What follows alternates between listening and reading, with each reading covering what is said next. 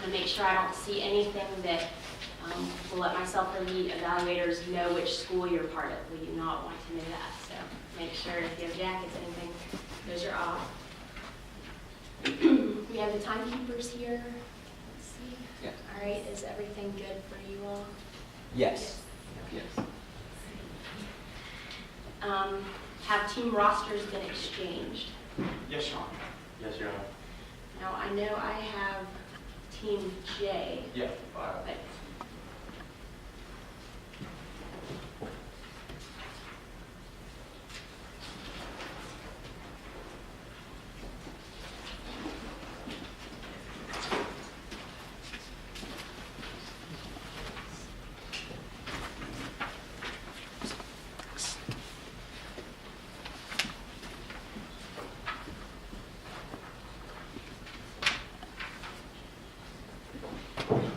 starting with Team J, if you all can introduce yourself. Good morning, Your Honor, ladies and gentlemen of the jury. My name is Isabel Jackson. I'm an attorney representing Dean Stewart. I will be delivering the opening this morning, directing Lieutenant Tony Jessup and crossing Maxine Drew. Good morning, Your Honor, ladies and gentlemen of the jury. My name is Tessa Richardson. I'm an attorney representing Dean Stewart in this case.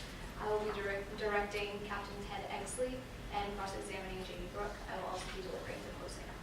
Good morning, Your Honor, ladies and gentlemen of the jury. My name is Michaela McAlpine. I am an attorney for Dean Stewart.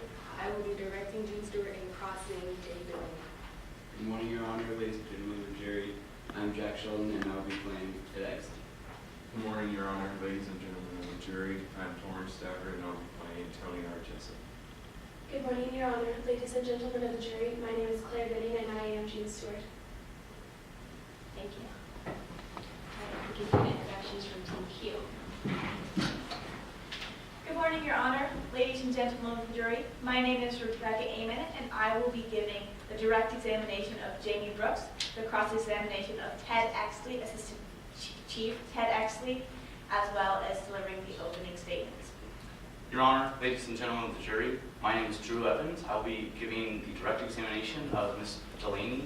I'll be giving the cross-examination of Lieutenant Jessup and delivering the closing arguments. Your Honor, ladies and gentlemen of the jury, I'm Sam Macey, and I will be doing the direct examination of Max Trilly and the cross-examination of Jean Stewart. Good morning, Your Honor, ladies and gentlemen of the jury. My name is Melissa Thornton, and I'll be Justice Lee. Good morning, Your Honor, ladies and gentlemen of the jury. My name is Carswell, and I am Max Truly. Good morning, Your Honor, ladies and gentlemen of the jury. My name is Eva Herron, and I am Jamie Brooke. Thank you.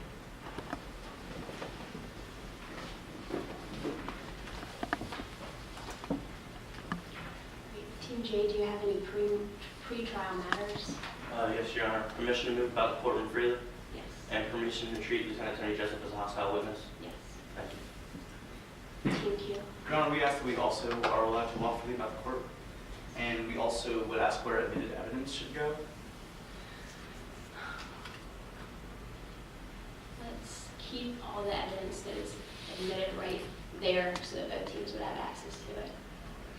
And also, we'd ask, could we please swear in the witnesses collectively at this time?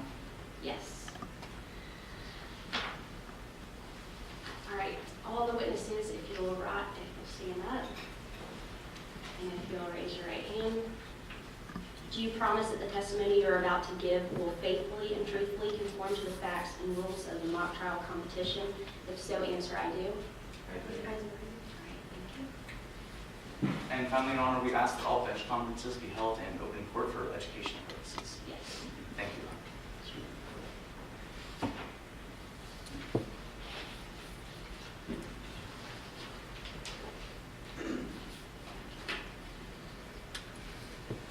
Your Honor.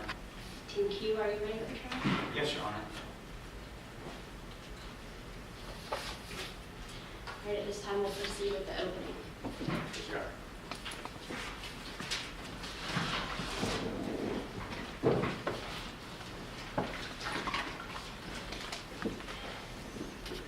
May I please report? Lieutenant Tony Jessup, former Miltonville County police officer, is trigger happy. However, the Carly Corners Mall hired Jessup even knowing after previous altercations and events that led to his firing at the MPD.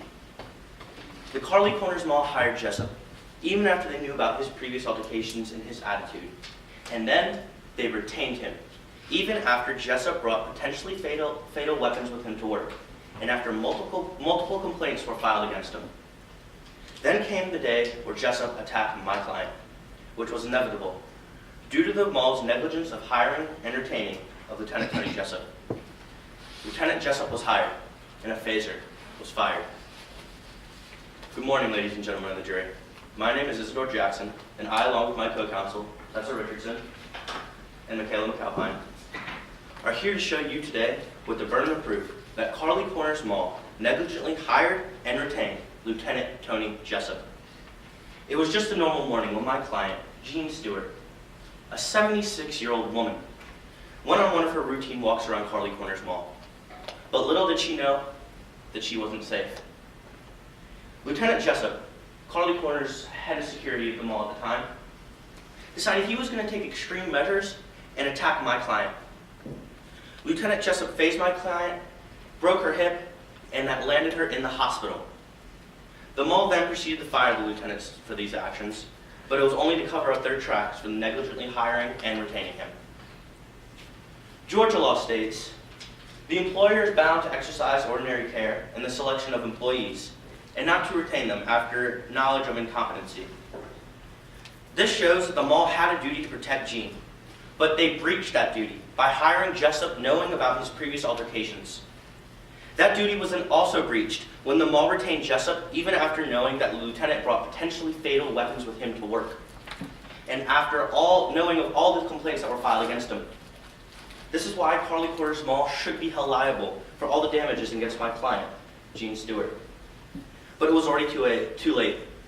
After all of these mistakes, it only took until now for the mall to realize that Jessup was a threat to the safety of the public.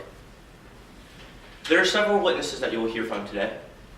First, you will hear from Lieutenant Jessup himself. He will first tell you about how the mall knew to the events that led to his firing at the MPD. And he will tell you that even after his hiring, that there were multiple complaints filed against him and his excessive procedures at the mall. Then you will hear from Captain Ted Exley, Assistant Chief Ted Exley, about how Jessup was always quick to draw his weapon, even at the slightest provocation. And he will tell you how Jessup was inevitably fired for the actions he took at the Miltonville County High School. Jessup thought it would be appropriate to blast the kids who were attending a football game with beanbag guns and water cannons. Jessup thought it would be appropriate to blast his kids at the football game when all they were doing was sitting and watching a football game. Even knowing of this incident, the mall couldn't come to the conclusion that no one is safe from this man, and they paid no attention to this event. He will tell you how he would never expect Jessup to be hired for a security job ever again. And then lastly, you'll hear from the plaintiff herself, Jean Stewart. She will tell you that this event was inevitable due to the fact of Jessup's aggressiveness at the mall. Jean Stewart will tell you that she was just walking around the mall when Jessup attacked her. You will see that the mall knew about his previous altercations, but they hired him anyway. Then the mall retained him, even after events that drawn complaints from their own patrons. No one was safe, and no one is safe. Not the students of Miltonville County High School, not the patrons of the mall, and not Jean Stewart. At the end of the trial, you'll hear from a member of my co-counsel, Tessa Richardson, as she shows you that the Carly Corners Mall should have seen this fate as inevitable, but instead they hired and retained Lieutenant Tony Jessup. Upon meeting our burden of proof, which is held by the preponderance of evidence that you will hear today, that we ask you that you find Carly Corners Mall liable for the injuries sustained by my client, Jean Stewart. The mall knew who Jessup was and what he stood for, and they are the ones who are inevitably at fault for my client's injuries. Lieutenant Jessup was hired, and a phaser was fired. Thank you.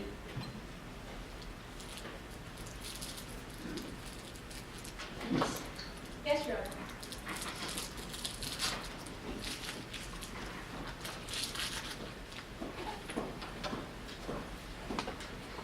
Your Honor, ladies and gentlemen of the jury, hindsight is 20/20. It's easy to tell the quarterback how he should have played the game after the game is played. But during the game, there is a lot that you cannot see. Your Honor, ladies and gentlemen of the jury, my name is Rebecca Aman, and I, along with my co-counsel, Drew Evans and Sam Macey, are proud to represent Garfunkel Property Group Incorporated, the company that runs the mall at Curly Corners, as well as the manager of the mall, Miss Jamie Brooke. Now, today you will hear from Miss Delaney, the owner of Delaney's Doggy Daycare, and the president of the Mall Merchants Association, that on April 17th, 2014, Miss Stewart parked her car illegally, taking up one of Miss Delaney's parking spaces and blocking a fire lane. Miss Delaney will tell you that she then called Lieutenant Jessup to tell Miss Stewart to move her car. At this point, Lieutenant Jessup went to approach Miss Stewart to tell her to move her car, and as Max Truly, Miss Stewart's friend and eyewitness to this account, as well as Miss Delaney will tell you, Miss Stewart did not react well at all, insulted Lieutenant Jessup, and pushed him, causing him to fall. This caused Lieutenant Jessup to snap, and he phased Miss Stewart. Now, today, the plaintiff has the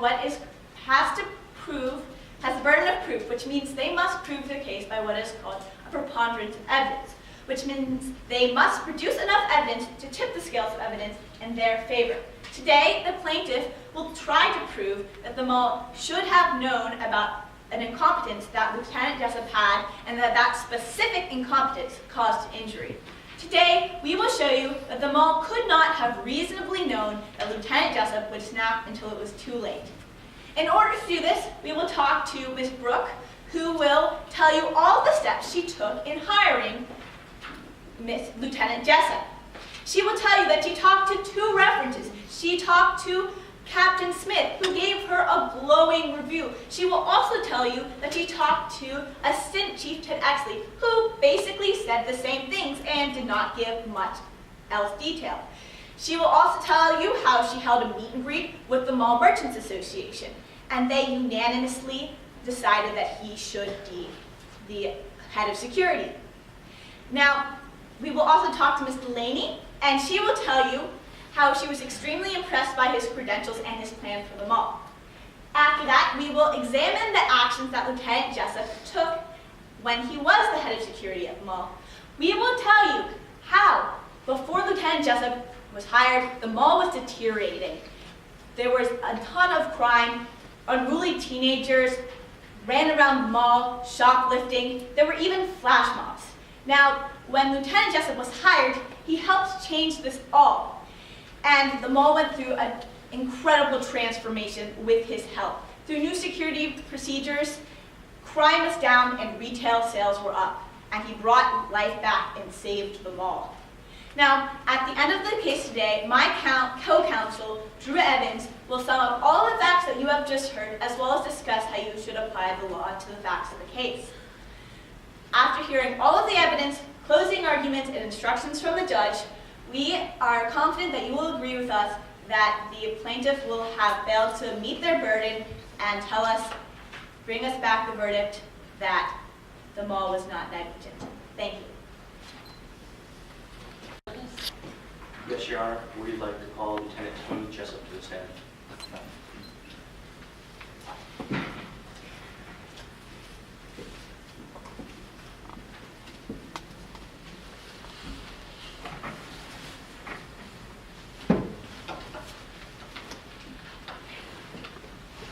Good morning. My name is Isidore Jackson, and I'm going to ask you some questions. Can you please state the name for the court? My name is Lieutenant Tony R. Jessup. And what's your background? I grew up right here in Miltonville, Georgia. Didn't really, put so much emphasis in education and joined the Marines and served our great country. I was discharged and came back and decided to join the Miltonville Police Department. Are you still employed at the Miltonville Police Department? I am not. What ended your employment at the MPD? I think new management, you could say that. And that was Assistant Chief Exley, or Chief Exley at the time? Yes. And he saw you as too aggressive and abrasive, didn't he?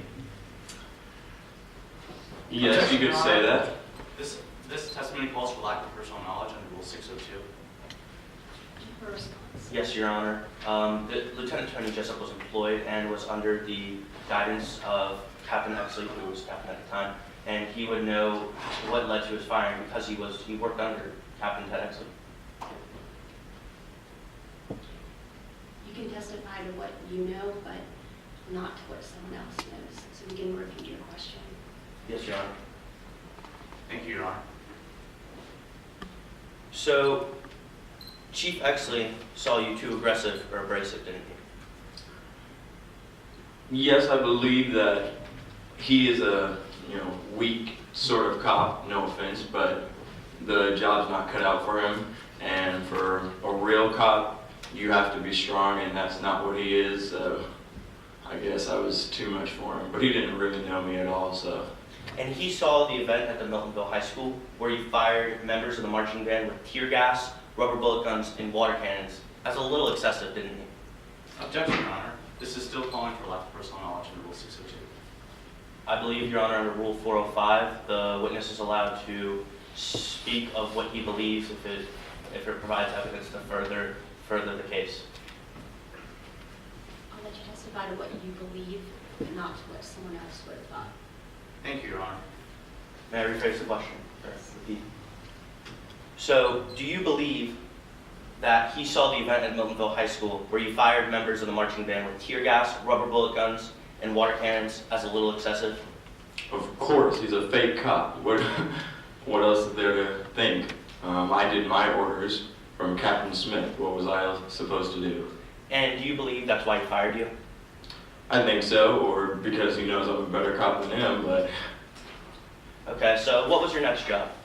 Well, after that, I knew that I'm perfectly qualified to do any job protecting the citizens, and I saw that there was an ad for the West Orange Metro Mall, so I said, that mall, it was a dump before I got there, so I said I can obviously fix it up, so I went in for an interview with Jamie Brooke, and she hired me there.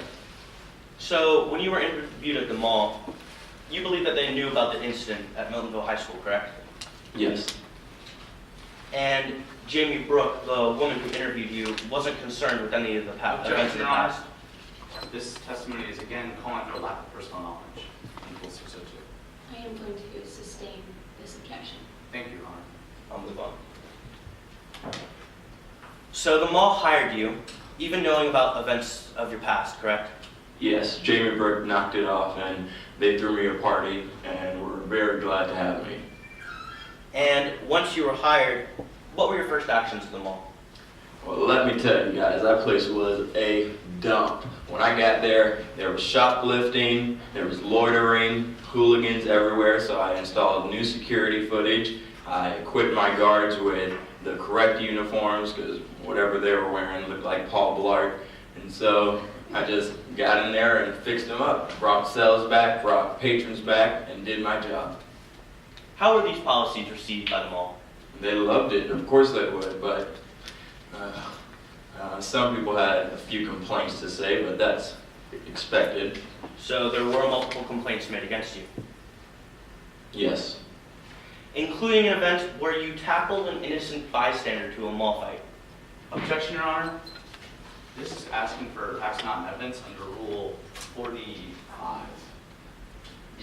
Your Honor, in his witness statement, Lieutenant Jessup does clearly state that he knows about the complaints that were filed against him at Carly Corners Mall. Your Honor, if I may respond, Yes. I'd ask that opposing counsel please admit the evidence to which he is referring to, if he's going to testify to it. Your Honor, if I may.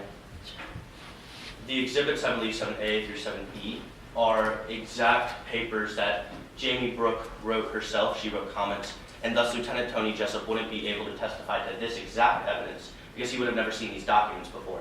However, he knows of these complaints that were filed against him because in his witness statement, he does say that he was interviewed by Jamie Brooke about these complaints. I will allow the witness to testify as to what he knows without having to submit the papers into evidence. But if you believe at any time that you should make another objection, then please go ahead. Thank you, Your Honor. May I repeat the question? Yes. So there was a complaint including an event where you tackled an innocent bystander to a mall fight? Yes, there were fighting in my mall, and I handled the situation. And wasn't there a complaint once where you yelled at a patron for standing in the way of the escalator when in fact there was no one there? Objection, Your Honor. This evidence they are attempting to bring in, again, is not in evidence. And in addition, this is an unidentified officer that is mentioned in the exhibit and is unduly prejudicial to assume that it was Lieutenant Jessup. I'm going to allow you some leeway to try to build a foundation to get that in, if you can. Yes, Your Honor. So to have a witness testify to it instead of having it in the question. Yes, Your Honor. Thank you, Your Honor. So, do you know of any other complaints that were filed against you? I had a few conferences with Ms. Brooks, and I did have a few instances where I did my job. I know that I escorted someone politely out of the way of the escalator, and I got rid of some hooligans by using a rubber bullet gun, but that's not anything that I'm not allowed to do in my job, is it? So after all these complaints were made, the mall didn't fire you, did they? No, why would they? Okay, now to move on. Once you were first settled in, your first priority was to identify all the threats, correct? Yes. And you saw the mall walkers as a threat, correct? Yes, the mall walkers, don't get me started with them. They have this whole persona that they're entitled to everything in the mall that I provide, which is the security that they take for granted. So I just felt that they didn't appreciate the protection that I was giving them. So in the day of question, you saw Miss Stewart as a threat to the safety of the mall, Yes. even though she only parked improperly? It wasn't that she parked improperly, it was that she became physically combative with me and posed a threat to the rest of the patrons at the mall. So you decided this confrontation deserved action to be taken, correct? That's my job, isn't it? So you decided it was necessary to phase Jean Stewart. My job is to handle the situation, so yes, if that meant phasing her. But you weren't even allowed to have phasers on you, were you, Lieutenant? There was a policy that was overlooked, maybe ignorantly, by Jamie Brooks, but I'm allowed to protect myself, aren't I? And it took until this event for the mall to realize your abrasiveness and fire you. I'm not Objection, Your abrasive. Honor. Again, this calls for lack of personal knowledge, as this witness does not know what the mall knew or thought of him. Your Honor, the question is just asking if it took until this event for the mall to fire you, and he would obviously know that because he would know when you would be fired by the mall. You can testify as to what you have personal knowledge of, but not to what any mall personnel would think. Thank you, Your Honor. So it took until after this event for the mall to fire you? It did, and I don't think I'm abrasive. The mall would have known I took my job seriously if they had actually fully interviewed me, but And did you phase Jean Stewart with the mall's permission? well, I did my job, and they tried to play it off because they're the one in the, lion's mouth right now. I did my job, and that's all that matters, isn't it? So did the mall fail to adequately interview you? Of course, they didn't take the time to do anything right. No further questions, Your Honor. Cross-examination. Yes, Your Honor. Now, Lieutenant Jessup, to start off, didn't you attend the University of Georgia for college? Objection, Your Honor. Relevance. Your Honor, I'm simply laying the foundation about what this witness's background was. It was actually admitted incorrect here. Yes, Your Honor, this was already admitted incorrect. This is no point to this question. Give them a little leeway to get into the cross. Thank you, Mr. Honor. So again, you attended the University of Georgia for college and received a bachelor's degree in criminal justice, is that correct? Yes, I did, but like I said, it wasn't something You that did get a bachelor's. Objection, Your Honor. Let my witness answer his questions. You can answer. it wasn't something that I was looking forward to doing. Well, after you graduated, you then joined the Marines for 4 years on security detail, right? right? Yes, I did. And you then were honorably discharged, right? Yes, I was. And after that, you were then post-certified. Objection, Your Honor. The relevance to this question is not. I'm gonna let you ask. Thank you, Your Honor. So again, you were post-certified for the state of Georgia, isn't that correct? Yes. And then after that, you worked at the Miltonville Police Department for a time, didn't you? Yep, I thought I got to this, but Again, though, you did work there. yes, I did, Okay. Mr. Evans. And while you worked there, for a majority of your time, you were under Captain Smith, is that correct? Yes. And wasn't Captain Smith fired after the marching band incident? Yes, he was. That was a big mistake, but he was. Now, you did not receive any reprimands for the marching band incident, did you? Why would I? Okay. Well, after this, there was a slight regime change, and Assistant Chief Exley then became the Assistant Chief, is that correct? Yes. And it was at this time that you were then let go from the police force, correct? Yes. And then after you were let go, you then went to work at the mall, correct? Yes. But before that, you were interviewed by Ms. Brooke, correct? Yes. And after you were interviewed, you attended a meet and greet by the Mall Merchants Association. Yes. Do you want to know my favorite color, or are we going to pick up these questions? I'm asking you these questions, I'm just asking for answers. Okay. So you attended the Mall Merchants Association's meet and greet, correct? Yes. And at that meet and greet, you discussed your security plan for the mall, and they unanimously endorsed it, correct? Yep, they did. Okay, so after that, you were hired to be the head of security at the mall, correct? Yes. Now, once you were at the mall, there were a few teenage hoodlums and other issues you saw at the mall that you wanted to clean up, isn't that right? Yes. And you were successful in doing that. You got retail sales up, crime was down, and customers were coming back to the mall, weren't they? Yes, they were.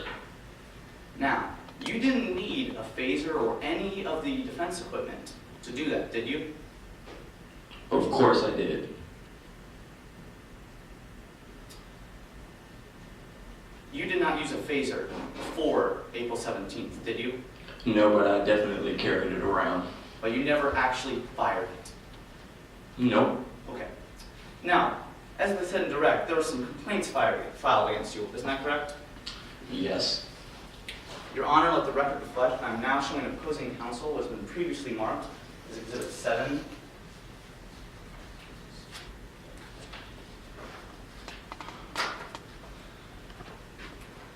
Could you please identify these documents? Yes. Objection, Your Honor. The witness would not know what these documents are because at the bottom of the document, you will see that there are comments made by Jamie Brooke that were either typed or written. And the lieutenant would not be able to have known what this document was, as in Jamie Brooke altered it after he knew about the complaints. Well, I'll let the witness answer and then see if he knows what the document is or not. Again, can you identify these documents for us? Like my attorney said, I never actually had a conversation. I saw these personally, but I did converse with. But doesn't it Jamie say Brooke. that you discussed, that she discussed incident with Lieutenant Jessup? Yes, like I just said. So were you aware of the incident? Yes, I did Okay. the incident. Okay, thank you. Your Honor, I offer Exhibit 7A through E into evidence at this time. The authenticity has been stipulated. Any objections? Yes, Your Honor. This piece of evidence, Lieutenant Jessup isn't aware of. He's aware of the complaints, but he's not aware of what Jamie Brooke wrote about it. So there's no call for these pieces of evidence to be admitted. I am going to have to agree with the objection. It seemed like the witness said he had not actually seen that paper to lay the foundation to bring it in on him at this time. Thank you, Your Honor. Thank you, Your Honor. Now, you mentioned in direct that you used a rubber bullet gun while you were at the mall. Is that correct? Yes. Now, you signed a statement this morning, is that correct? That said that you had nothing further to add from your witness statement. Yes. Okay.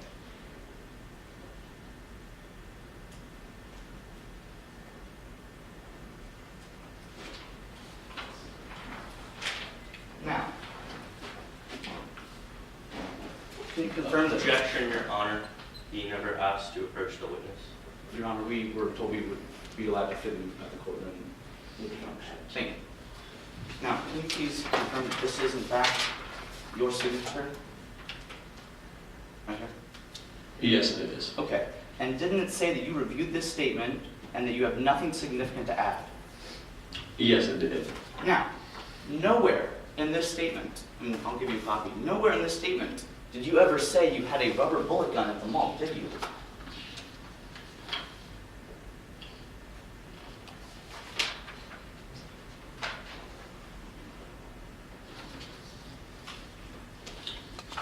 Without warning, like a flock of birds shifting like they were one unit. Even though things like rubber bullets and tear gas works well on crowds, like it did with the band, the confined indoor space of a mall was the wrong field for their use. I walked in that mall with a taser, and sometimes I did walk in there with that gun. But so it says that you did not have a rubber bullet gun with you at the mall. It said you wanted one and did not get it. She did not accept my idea for a phaser, not a rubber bullet. The line you are reading is close range, so won't affect innocent bystanders as a cloud tear gas bullet or even a stray rubber bullet. It never, and you also said even things like rubber bullets, tear gas work well on crowds. Does it ever say, I took a rubber bullet gun to the mall? Objection, Your Honor. The incident that occurred was Lieutenant Jessup questionably phased Gene Stewart. A rubber bullet gun was not involved in the day in question, so I don't see the relevance to this. Your Honor, they are trying to use this to show that he was unsuited for the job by showing that he was bringing weapons that he was not supposed to. I'm simply trying to impeach this witness that he did not have that weapon with him at the time. I'm going to let you continue with the impeachment. Thank you, Your Honor. Now I'm going to repeat my question. It says nowhere in your statement that you had a rubber bullet gun with you at the mall, does it? You're right. Thank you. Okay. Now, moving on to the day in question. You received a call about 8:45 a.m. from Ms. Delaney, isn't that correct? Yes. And she told you that Mr. Stewart had parked illegally. Objection, hearsay, Your Honor. Your Honor, we are not offering this for the truth of the matter asserted, something that was said and that approves a course of conduct. Could you make a proffer of how it will prove the course of conduct? Yes, so this was a statement by Ms. Delaney telling Lieutenant Jessup that Mrs. Stewart had parked illegally in her spot, and we were using it to show why Lieutenant Jessup went to go and find Mr. Stewart and ask Mrs. Stewart and ask her to leave her car. Do you have a response? Your Honor, he directly quoted Justice Delaney and what they said. So that's quoting as hearsay.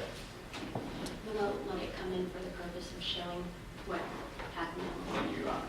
So again, Ms. Delaney told you that Mrs. Stewart had parked illegally in one of her spots, correct? Yes, and we had problems with Miss Stewart in the past, so Okay, so you went off to go and find Mrs. Stewart, right? that's what I get paid for, isn't it? And when you found Miss Stewart, she was walking with Miss Truly, isn't that correct? Yes. And once you found them, you told them to stop, right?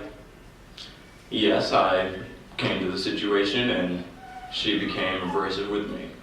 And at this time, you asked her to please move her car into an appropriate marked spot and out of the Delaney's reserved spots, correct? Yes, of course. Now she refused. Yes. And now you asked her a second time to please move her car out of the reserved spots and into an appropriately marked spot, didn't you? Exactly. Now, at this time, she said, get out of my way. Isn't that right? Yep, and said RoboCop and insulted me and was rude. And at this time, you smelled alcohol on her breath, didn't you? She was probably drunk the entire Objection, Your time. Honor, speculation. I'll sustain the objection. Yeah.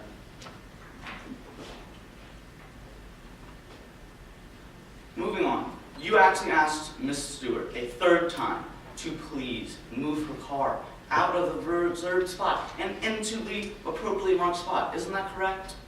Yes. And now it was at this time that she pushed past you and said, get out of my way, you RoboCop.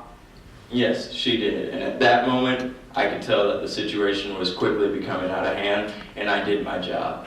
So it was only after she initiated contact with you that you used your phaser. Isn't that correct? Exactly. Okay. Now, the mall they did not condone having a phaser, did they? I know that Jamie Brooks did not allow me to equip my guards with phasers, but that doesn't mean that I... There were rare occasions where you would come to the mall with your phaser, as you said in direct, and Miss Brooks always made you put it away, didn't she? I'm not quite sure if that's in my statement, but I did come to the mall with a phaser. But she did tell you to not bring it. Objection, Your Honor. This is not in the witness's statement. You have no knowledge of this. Your Honor, I believe that this witness would know what is being told to him, and it isn't his statement. Your Honor, if I may. I do not believe this is in his statement. If the opposing counsel could show me. But if it's not in his statement, then he would have no knowledge of this. Clearly. I will ask you to move on. Okay, thank you, Your Honor.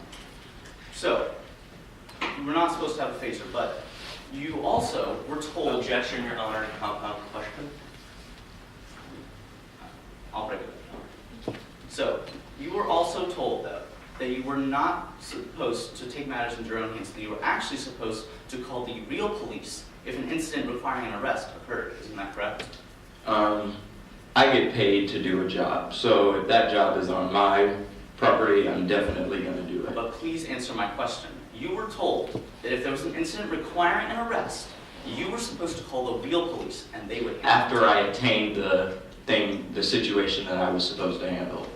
Okay. Did you call the police on April 17th? I called the ambulance. I did my job. So the real question is, why is the mall, who you're backing up, you need to go ask them questions. Because like you just proved, I did my job, and they're the ones who fired me once they were the ones in the line of fire. Lieutenant, did you ever call the real police like the mall policy was told? I called the ambulance after I had successfully retained my perp who was doing the wrong thing. Is there anything else I'm supposed to do? Is the ambulance the same thing as the police, though? All I know is that I did my job. So if you're going to keep asking me this question, I'm asking you a question. we can go I just on. need a yes or no answer. Objection, Your Honor. Asked and answered. Your Honor, he's refusing to answer my question. And if you'll just answer with a yes or no, Thank you. call the police. Thank you. No, I did not. Thank you. No further questions, Your Honor. Oh, well, I have something to say. Is there redirect? Yes, Your Honor.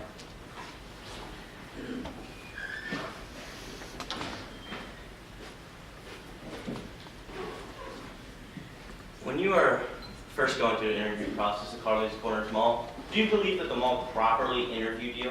Not at all. And do you believe that Jamie Brooke or any of the other people who interviewed at the mall cared about any of the past events that... Objection, Your Honor. This is a lack of personal knowledge. This witness does not know what the mall thought of him during the interview. This is state the objection. Thank you, Your Honor. Do you believe that the mall... Do you want to know what I believe, Mr. Izzy? I believe that in this world there are malls, and those malls have to be protected. Are you going to do it, Ms. Brooks? Objection, Your Honor. This answer is a narrative, and is not answering the question. Am I not allowed to respond? I'll move on, Your Honor. Thank you. Thank you, Your Honor. You did have a phaser on your body on the day of question, correct? Yes, I thought we got through this.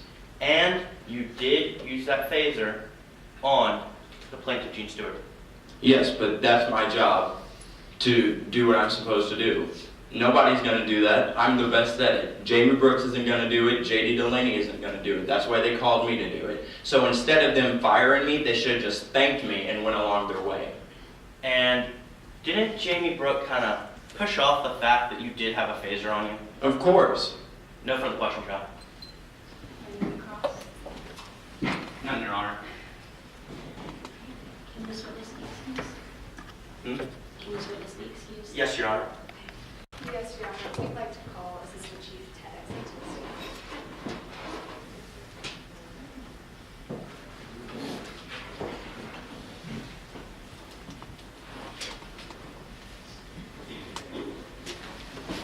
Hi, I'm Tessa Richardson. I'm going to be asking you a couple questions today. Can you please state your name for the court? Ted Exley. And where are you employed, Mr. Exley? The Miltonville Police Department, What's your position there? Assistant Chief. Did you know the previous Captain Smith? Yes, I did. Can you describe your experiences with him? We weren't the best of friends. Our policies differed in how I thought I should run the department as to how he thought the department should be run. Do you know the circumstances surrounding his dismissal? Yes. Can you elaborate on that, please? He was fired after the Miltonville High School incident. What was the Miltonville High School incident? It was the big game and Milton County won. Objection, Your Honor. Under Rule 401, this is not relevant. The question of this case is what the mall did know before Lieutenant Jessup was hired, as well as his actions during his time at the mall, and an incident at a high school football game is not related. Your Honor, your lieutenant was actually involved in this. If you will let my witness answer, he will testify to that. May I respond? Sure. Just because the lieutenant was involved at some incident before he was hired by the mall does not mean it is relevant to this specific case. If the mall did not know about it, it's not relevant. How is it relevant to this case? There is some evidence suggesting that the mall did know about this, and it would definitely be grounds for not hiring Mr. Jessup. Okay, I'm going to overrule the objection. Thank you, Your Honor. So, can you please continue describing what happened at this football game? Yes. So the kids began to get rowdy, and so Captain Smith ordered for us, the detail, to contain the crowd and stop it from escalating. What specifically did he ask you to do? He just ordered us to contain the crowd by whatever means. Did he ask you to use water cannons, tear gas? Objection, Your Honor. Leading question. She is suggesting the answer to the question in her question. Your Honor, if I may, under Rule 611C, leading questions are allowed and direct to further the witness's testimony. I'm going to allow, since it's a yes or no question. Thank you, Ryan. Did Captain Smith ask you to use water cannons, tear gas, and beanbag guns? Yes. Were there any officers that complied with this order? Yes. Who? Jessup. Did you know Jessup personally? Yeah. And what was he like? Objection, Your Honor. I asked that the testimony about the Miltonville marching band incident be stricken from the record, as no foundation has been laid to how the mall would have known about this incident. I'm going to overrule the objection and let the testimony continue. Thank you. I'll repeat the question. What was Lieutenant Jessup like? He was very similar to Captain Smith. Militant, a little too violent and abrasive in my opinion. And are there any specific instances of his aggressiveness? Yes. For example, we were at the Miltonville Elementary for career day. Objection, Your Honor. A incident at the Miltonville Elementary School is not relevant under Rule 401, as it does not pertain to this case. Response. Again, Your Honor, this is showing why Lieutenant Jessup was not fit for a job involving children and mall patrons. Is evidence going to come in that the mall knew about these incidents? No, Your Okay, then I'm going to sustain the objection. Thank you, Your Honor. Honor. I'll move on. Can you describe the grounds of Lieutenant Jessup's termination? Yes, he was terminated for insubordination and general, he was just not able to cooperate with the other officers very well. And after he was fired, did you receive a call from Carly Corners Mall Management? Yes, I did. Who called you? Jamie Brooke. And what was she calling you about? She just wanted some general forms from me about Jessup. What was her attitude towards you at the front? It was late at night. It just sounded like she wanted to get the forms and be done and get off the phone and get home. So, to be clear, she did not sound very interested in what you had to say. Objection, Your Honor. Leading question. Again, Your Honor, under Rule 611C, a leading question can be asked and directed for the witness's testimony. I'm going to sustain the objection, but you can rephrase. Okay. Thank you, Your Honor.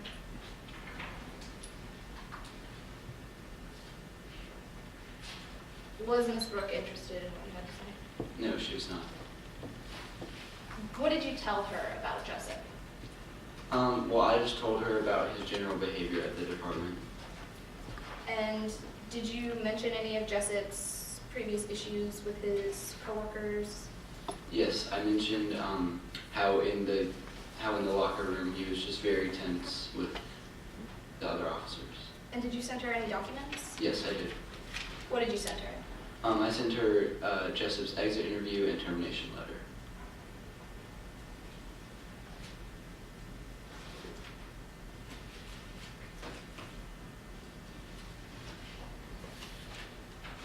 Your Honor, I am now showing the opposing counsel what he previously marked as Exhibits 4 and 5. Their authenticity have always been stipulated.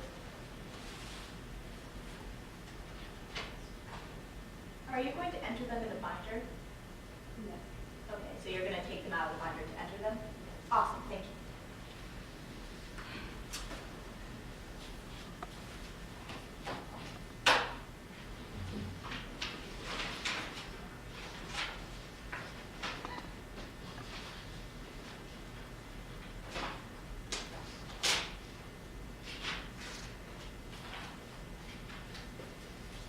Can you identify these, please?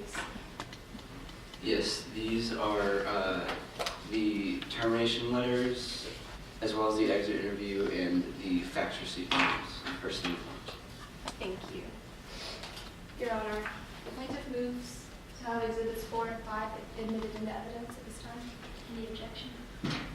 May I see the exhibits again? It appears to be that they are double-sided and that there are other exhibits on the back, including a letter from the Carly Corners Mall. If that is so, could we make sure that the unrelated facts of that evidence is not admitted into evidence accidentally? Yes, and if that's done, is there any objection? If it's accidentally admitted? No. Oh, if that is done, yes, no objection to the actual exhibits. We have no problem with that, Your Honor. Okay. Thank you. And do you remember what you wrote in the comments section of his exit interview? Yes. What did you write? I just wrote about how he had problems with authority and how he just didn't seem to cooperate with the other officers in the department. Did you write anything about his personal space issues? Yes, I did. What happened when someone came near him? He would sort of grab for his waist and grab for a gun or other weapon, as if he felt threatened. And according to your work experience with Jessup, is he a good choice for a mall security guard? No. Do you know anything about the altercation between Miss Stewart and Tony Jessup? Nothing really concrete. I just know Miss Stewart had her hip broken. And when you heard about Jessup phasing a 76-year-old woman and breaking her hip, were you surprised? Objection, Your Honor. He could not testify. There's a lack of personal knowledge under Rule 602 because he cannot testify to whether he would be surprised by some incident at the mall. Your Honor, he did know about the incident at the mall, and I believe he would know how he felt when he heard about that. I'm going to sustain the objection, and you're allowed to rephrase it if you'd like. Thank you, Your Honor.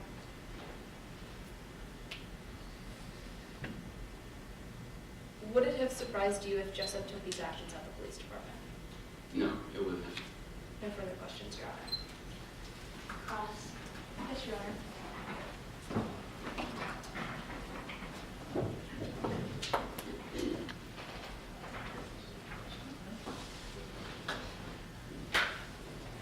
Now, after Lieutenant Jessup was let go from the mall, you received a call from Miss Brooke, didn't you? Yes, I did.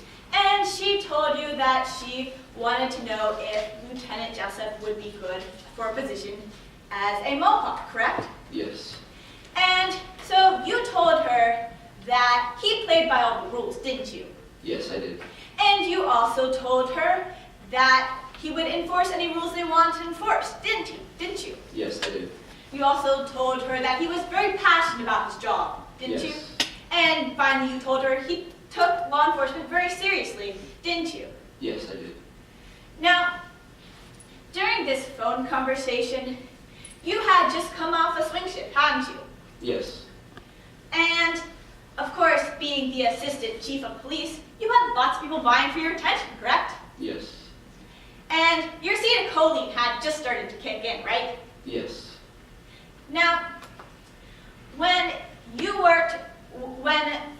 Captain Smith was at the force, he greatly resented the fact that you were moving through the ranks so quickly, didn't he? Objection, Your Honor. This witness would have no knowledge as to what Captain Smith felt about his promotions. I'll sustain, but if you can establish a foundation to get that information in, then you're welcome to do that. Thank you. Thank you, Your Honor. Now, when you worked with Captain Smith, you felt a lot of tension uncomfortable tension when you were a lieutenant and had to answer directly to him, didn't you? Yes, there was. And you felt that he greatly resented how fast you were moving through the ranks, didn't you? You could say that. And now, Lieutenant Jessup was also one of Captain Smith's favorites, wasn't he? Yes. Now, moving on to a different subject matter, you know Mr. Stewart, don't you? From around town, not very personally. And you grew up in Miltonville, though, didn't you? Yes. And you can also count on Mr. Stewart being a thorn in the town council side on police matters, can't you? Yes. And a few years back, you were called to a scene where Mr. Stewart was found screaming at an empty police car parked down the street from his house. Objection, Your Honor. Relevance. Your Honor, one of the claims that the defense has in this case is of contributory negligence, that Ms. Stewart contributed to the incident on April 17th. In order to do this, we are trying to establish a pattern under Rule 406 that Mr. Stewart had a pattern of defying Thornton. Do you have more than this one incident that would come in to establish a pattern? Well, we have this incident, we have April 17th. All right, I'm going to sustain the objection. Thank you. Thank you, Your Honor. Now, you say that Mr. Stewart is confrontational, don't you? Yes. Thank you. No further questions.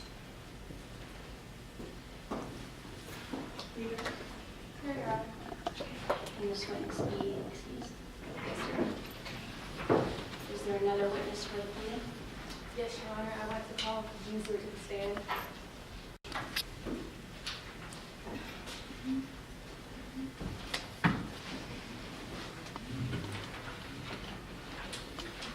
Good morning. My name is Eva Herron. I will be asking you some questions today.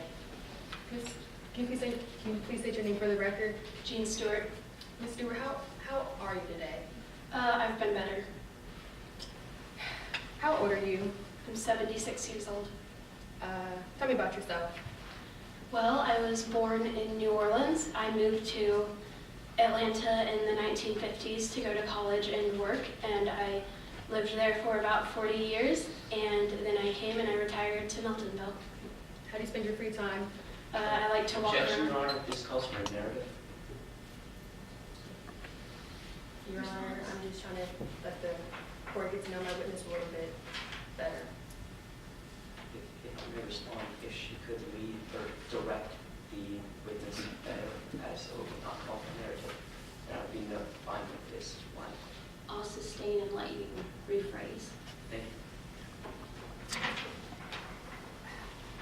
Ms. Stewart, do you visit Carly Cornice Mall often? Yes, I do. Ms. Stewart, who is J.D. Delaney? J.D. Delaney is some young dog washer store owner at the mall. Have you had any problems with Delaney?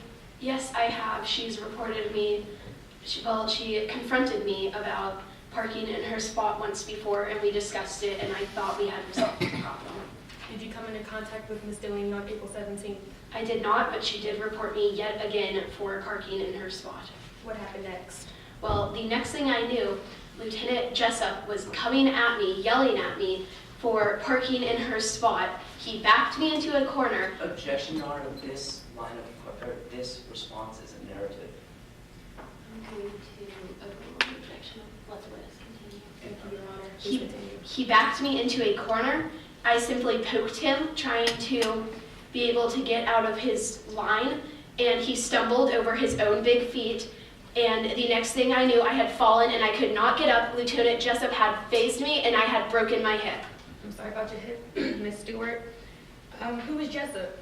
Jessup is the mall security guard, ex-policeman.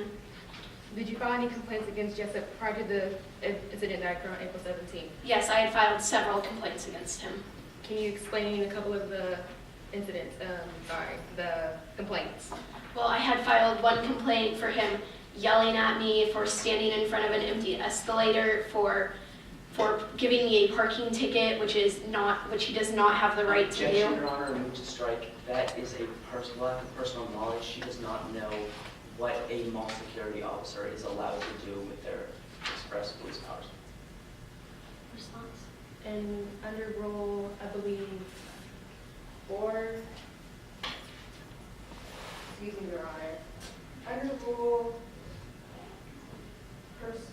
602, she may give her own opinions, Your Honor. I will allow the witness to continue as to what she believes, with an understanding that she may not know the rules. It's just what she believes. Thank you, Your Honor. I would just like to ask you to instruct the jury to keep that in mind while listening to these testimony.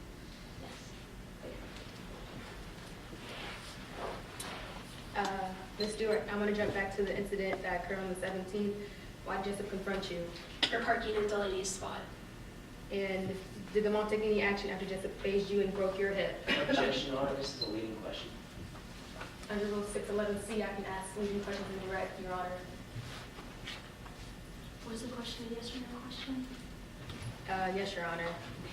I'll overrule the objection. I'll ask the question again. Did the mall take any action after Jessup phased you and broke your hip? Yes, of course they did. They had to fire him, but the problem was much deeper. No further questions, Your Honor. Sure. You don't like kids these days, do you? No, I don't. And you don't like Lieutenant Jessup, do you? No, I do not. And you think Lieutenant Jessup's the poster child for what's wrong with youth today? Yes, I do. And you've called him a real piece of work, haven't you? Yes, I have. And you complain a lot, don't you? I do. You even go so far as to complain about the cars people drive. Call them the water thief, right? Yes. And you even have negative things to say about Max Truby. Objection, Your Honor. Relevance. This is quite relevant as I'm trying to lay a foundation as to whether or not the witness is a habitual complainer and has it out for the mall and its patrons. I didn't hear what he said. I'm sorry. Can you say that again? I was just trying to lay a foundation about the mall and about how Gene Stewart had it out for the mall and its patrons. Max Truby is in part of a written statement. Excuse me? I can't hear this. What? I'll let him continue, Your Honor. Okay. I'll allow your question. Question. You even have negative things to say about Max Truby, don't you? Yes. And you call them a carnivorous freak. Yes. And you got a big car, right? Yes, I do. You've parked in parking spots reserved for Delaney's, right? Yes, I have, because we had discussed it, and I thought the problem had been resolved. But Delaney had asked you not to park in their spots before, haven't you? Yes, she has, but we discussed it, as I've stated several times previously, and it had been resolved. But you had parked illegally in Delaney's spots. Objection, Your Honor. Absent answer. I will overrule the objection and allow it. Thank you. Thank you, I Your have a Honor. question. You have parked illegally in Delaney's spots, haven't you? Yes, I have, but we've discussed it, and I thought the problem had been resolved. And you told him you didn't care about what he said, didn't you?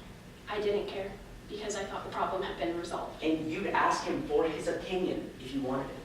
Yeah, And you parked there Because you didn't think Justice Delaney was watching. I parked there because it's raining. I was old. I didn't want to slip and fall and, I don't know, break my hip. But you didn't think that Justice Delaney was watching. No. You repeat. You didn't think that Justice. Objection, Your Honor. Let the record show that my client has already stated many times that her and JD have resolved the problem. I will overrule and allow the question. I'll repeat the question. You parked there. You didn't think Delaney was watching when you parked there.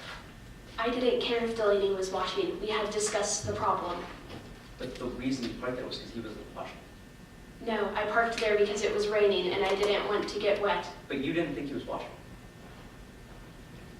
No, I didn't.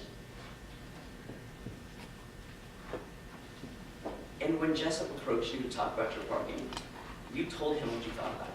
Yes, I did. And when he asked you again, you said, "Get out of my way, you RoboCop." Yes. And you touched Lieutenant Jessup when you said this, correct? Yes, I poked him. And he fell, He tripped.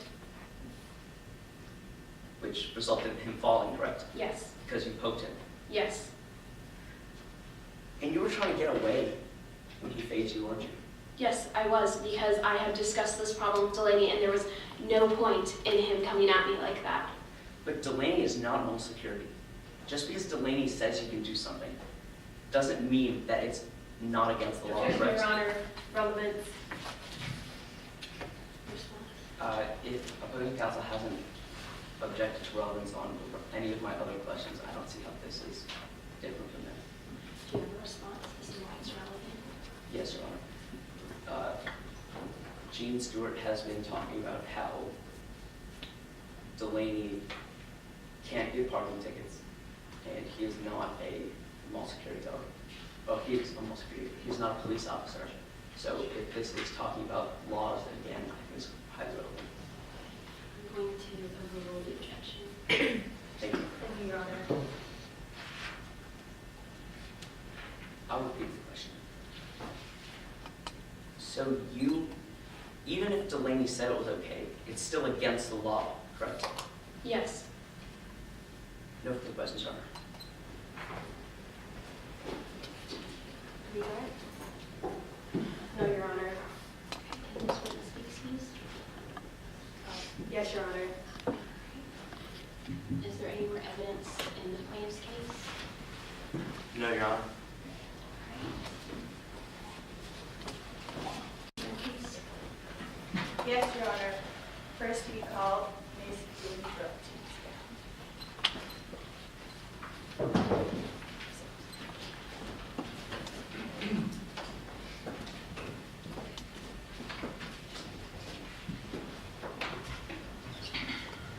Could you please state your name to the court? My name is Jamie Brooke. And are you currently employed? Yes, I work as mall manager at Carly Corners Mall. Could you please briefly describe your experience in the mall industry? Well, I majored in management in college, and I went on to work in several malls in New York. I moved to Georgia in 2006 when my mother got sick, and then I became assistant manager at the Mall of Georgia. When the economy took a hit, I took a job as mall supervisor at the West Orange Metro Mall. And what was the state of the West Orange Metro Mall? Really, it was just awful. There was lots of crime and shoplifting and teenagers loitering everywhere. Something had to be done because security was so ineffective. So what did you do to fix the mall? Well, we went through a series of renovation and rebranding, and we also hired new security personnel. And did the mall continue to be called West Orange Mall? No, we changed it to Carly Corners Mall, much more appealing for patrons. Now, as part of this rebranding effort and renovation, did you hire anybody? We did. We hired Lieutenant Tony Jessup. And when you hired him, could you please briefly describe the hiring process? It was a little turned around and different than usual. The Mall Merchants Association actually held a meet and greet for me to meet him, which took some of the burden off of me. And did you call any references? I did. I talked to Captain Dudley Smith and Assistant Chief Exley. And what did they tell you? Well, Captain Dudley Smith just gave me a glowing recommendation. He said he was very qualified and would make a great security officer. And Assistant Chief Exley said the same thing. He said he was qualified, followed all the rules, and was very passionate about security. So other than these two references, who else did you talk to? Well, I talked to all my mall merchants and shop owners, and they all unanimously endorsed his security plan. And did you tell them anything? I did. I remember telling Justice Delaney that you couldn't touch his incredible background and passion for security. They were amazing. Now, when Lieutenant Jessup worked at the malls as the head of mall security, were there any complaints filed about him? Yes, there were some complaints filed about him. Does any one person stick out to you in your mind as complaining the most? I do remember Jean Stewart complaining quite a bit. I am now showing opposing counsel what has been previously marked as Exhibit 7E.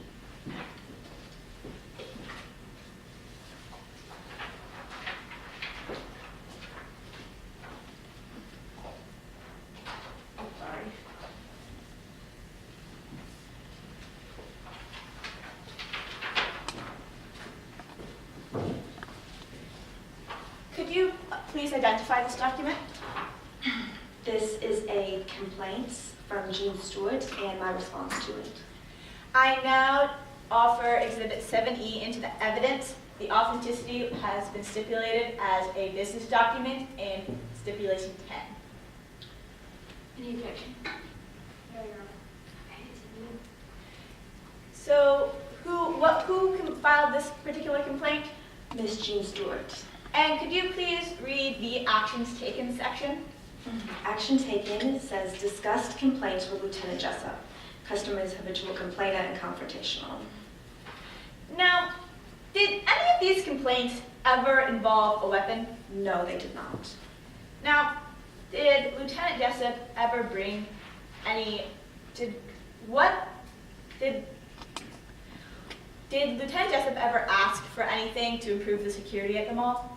He did ask for some weapons such as phasers and nightsticks, but I told him that these were completely unnecessary in this kind of small mall setting, and I denied them. Did he ask for any upgrades that you did grant to help the mall? Yes, we did install digitally encrypted radios and a new video surveillance system, which were both very helpful. Now, did Lieutenant Jessup ever bring in any crowd control equipment to the mall? He did on a few occasions. He had these weapons such as phasers and nightsticks, but each time I told him he had to put it away because the mall couldn't condone him carrying it. Now, in a situation that calls for an arrest or a dangerous situation, what is mall personnel supposed to do? Mall personnel is supposed to take them to the back office and call the police from there. So, how did the mall improve once Lieutenant Jessup became head of security at the mall? It improved so much. Security was so much more effective, and crime was down and retail sales were up. So, until the incident on April 17th, how do you assess Lieutenant Jessup's performance as the mall head of security? I would say that until this incident, Lieutenant Jessup was a valued member of security.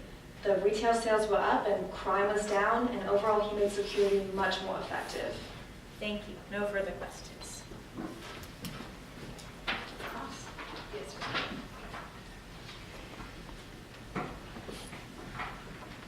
Hi, Ms. Rose. I'm going to be asking you a couple questions.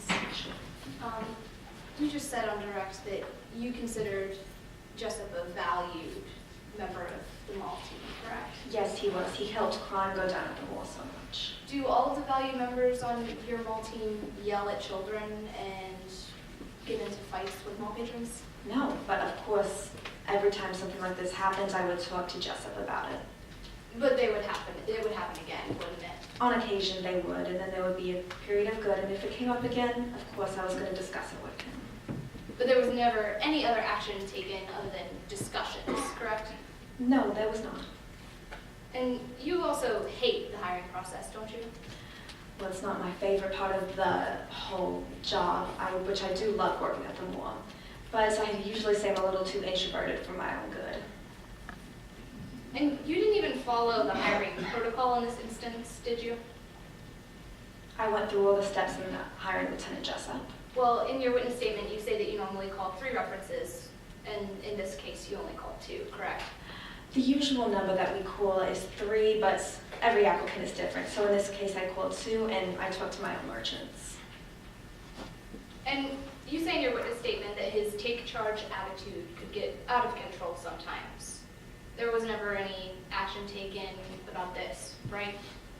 Although it was appreciated, his whole take charge attitude at the mall, if it got out of hand and there was a complaint filed, I did discuss it with him. And didn't Jessup bring a rubber bullet gun and a phaser to work on multiple occasions?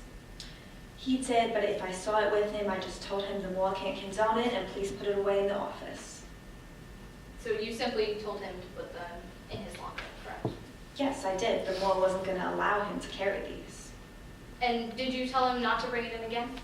I did, But he did, correct? on a few occasions, but each time I told him the mall doesn't allow it. So even though he ignored your previous direction, you just continued to tell him the same thing? I did. I told him what was mall policy and what he was supposed to do as the security guard. And in line 149 of your witness statement, you say that rubber bullets can be lethal if they hit the wrong spot, correct?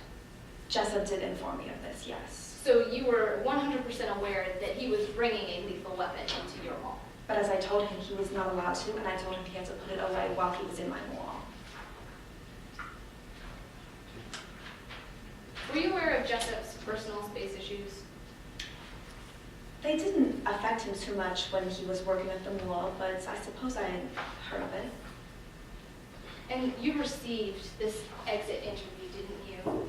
No, I did not receive the exit interview. But you received this termination letter? Yes, I did receive the termination letter. And it says on this report right here that Mr. Exley would send the interview in a couple minutes. He did say this, but I never received it, so I don't know what happened. And the fax number on these 2 reports is the same, correct? It appears that it is.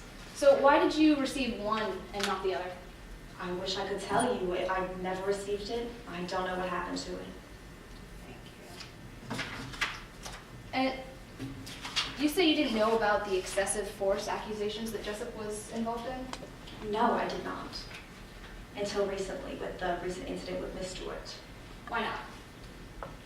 I wasn't aware of it. I talked to his 2 references, and neither of them mentioned any problems on the phone. And were you aware that there were many stories about this Miltonville High School incident online? I had read something about it, but of course, as I said, I did not know the extent to which Lieutenant Jessup was involved.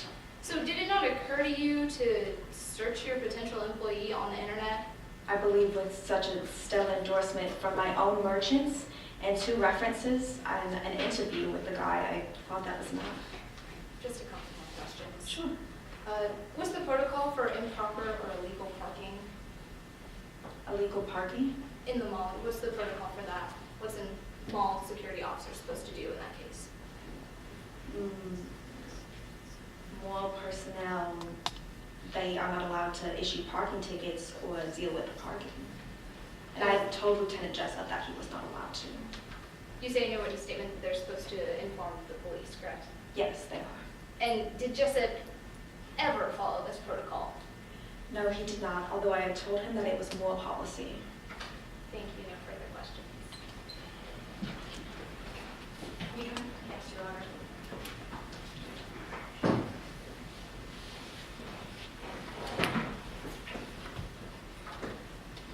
Now, if there's a situation with a parking violation, are your security officers allowed to go talk to people who parked illegally? Yes, they are. And what are they supposed to tell them? They're supposed to ask them to move their car into an appropriate marked spot. Thank you. Now, in your phone conversation with Mr. Ted Exley, what did you perceive about his tone of voice during the conversation? Well, he didn't add much to the conversation, and he didn't seem very interested in talking about Lieutenant Jessup.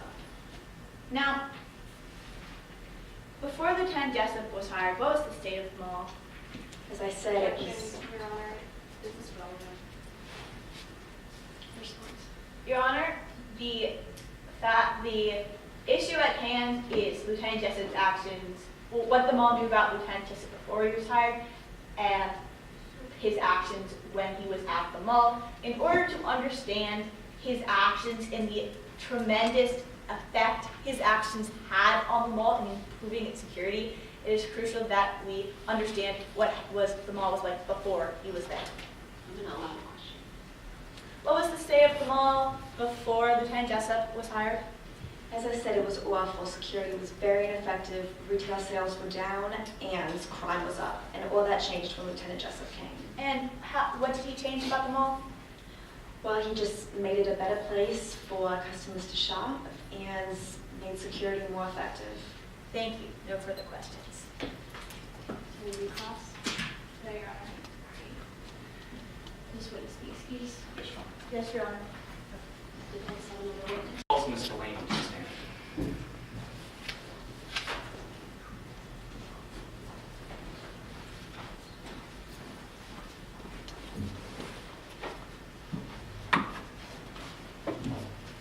Ms. Delaney, please state your name for the court. My name is Justice Delaney, but everyone calls me JD. And Ms. Delaney, what do you do for a living? I am Delaney's doggy daycare at Carswell. And where, I'm sorry, so you worked at Carly Mall. Your Honor, let the record reflect I'm now showing Exhibit 1 to opposing counsel.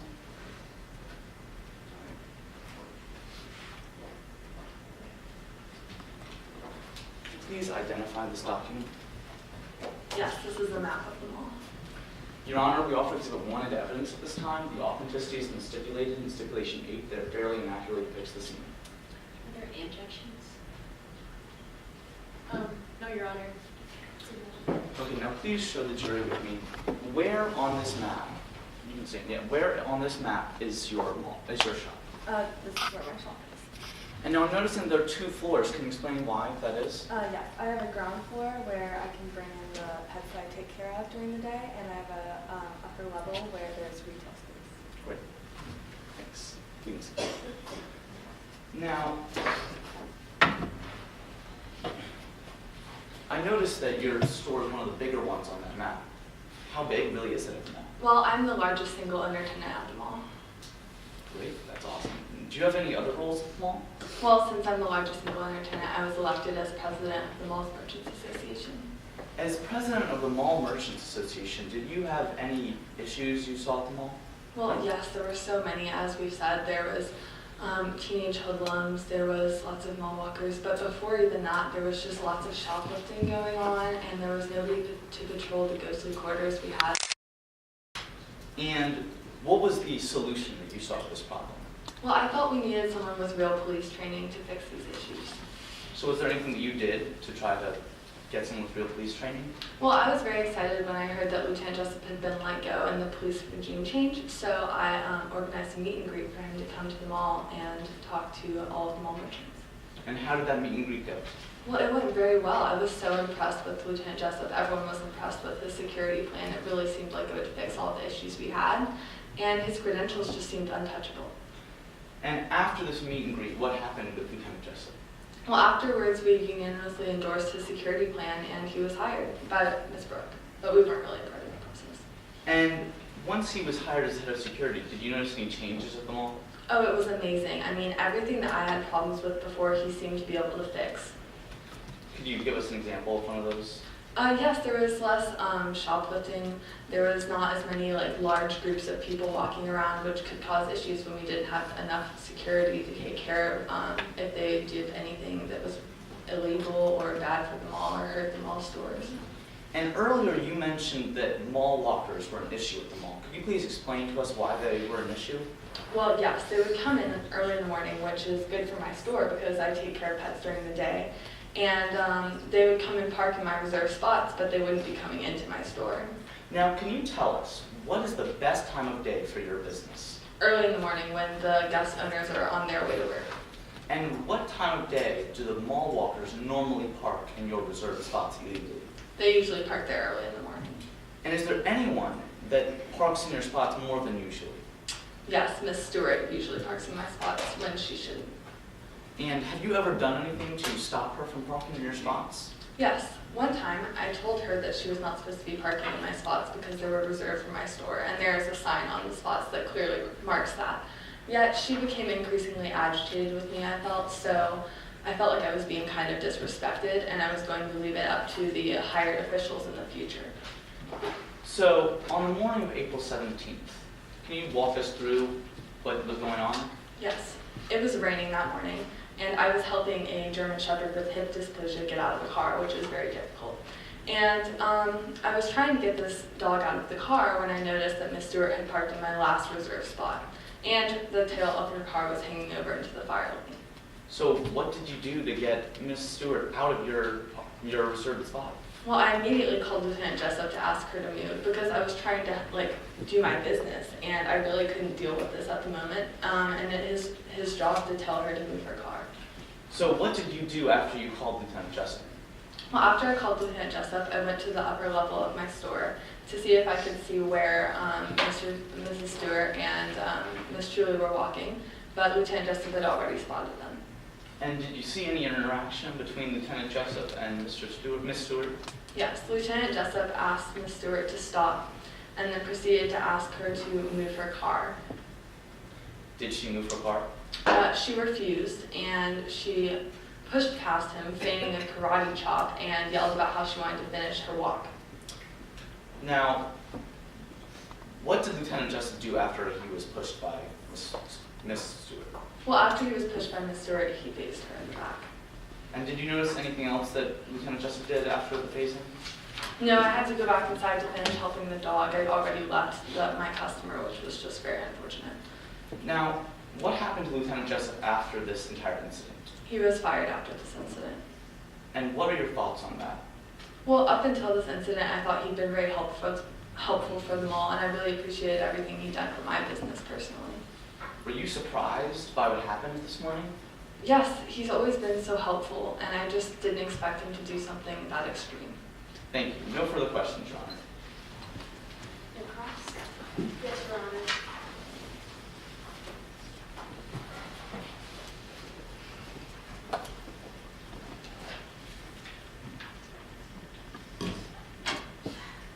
Good morning. I'm going to ask you some questions today.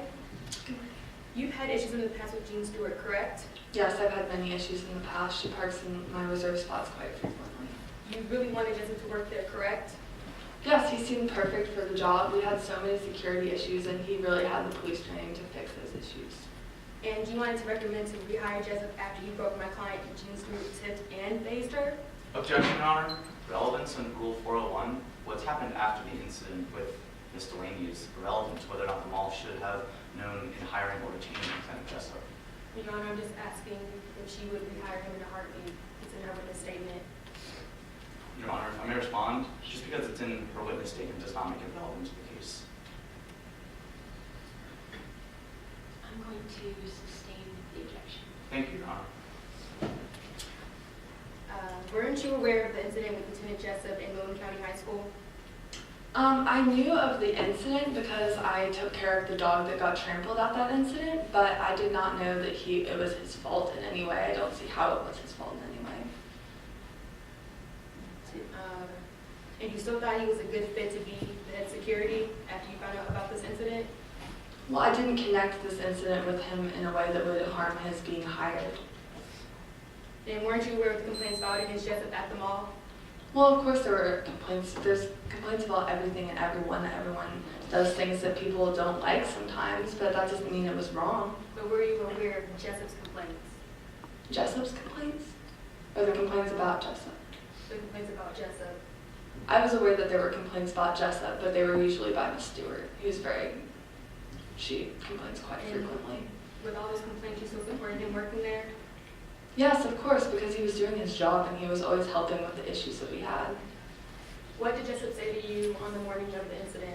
Objection, Your Honor. This is hearsay under Rule 802. Your Honor, Jessup did say something to her. It's in her witness statement.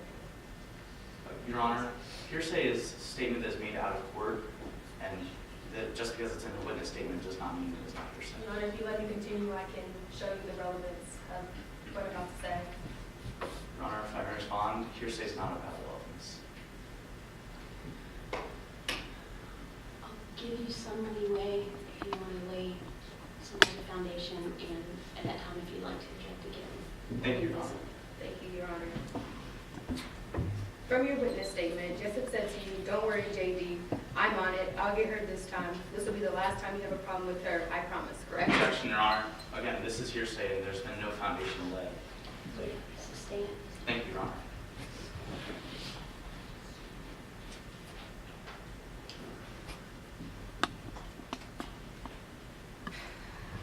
Okay, Your Honor. Ms. Delaney,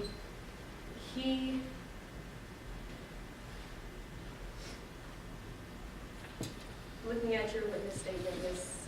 Delaney, I'm just trying to prove that he did get her when he broke her hip. And that's why we're here today, isn't it, Ms. Delaney? When I called him to ask her to move her car, he wasn't saying that because he was going to break her hip and planned to break her hip. No, I'm saying that but you knew something was going to happen, correct? Objection, Your Honor. Personal knowledge, this witness wouldn't possibly know what Lieutenant Jessup's intentions were on this day. I'm just trying to ask her. I'll allow a question. Thank you. Can you please answer my question? I did not know what his intentions were, but we'd had many issues with Miss Stewart parking there, and it's my reserved spot, and she was not coming into my store, so he was going to tell her to move her car yet again. But I hoped that she would move it because it was the last one, and she'd taken it. No further questions, Your Honor. Any redirect? No redirect, Your Honor. Does witness need excuse? Yes, Your Honor. Does the defense have another witness?